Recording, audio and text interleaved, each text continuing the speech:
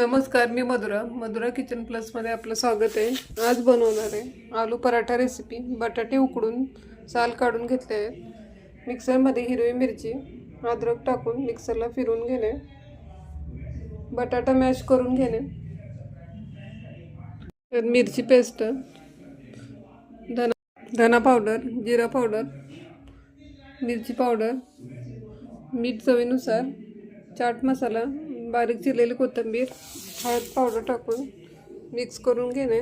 गव्हाचं पीठ भिजवून ठेवलेलं आहे, त्यात कणकेचा एक गोळा घेऊन त्यात पुरणपोळीला सारण भरतो तसं सारण बटाट्याचं भरून पराठा लाटून घेणे।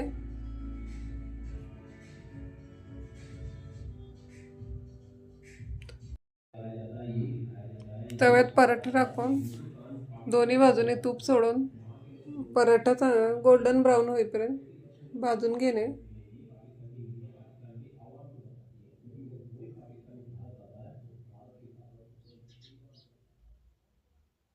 आलटी पलटी करून पराठा चांगला शेकून घेणे। चला तर तयार आहे आपला आलू पराठा रेसिपी।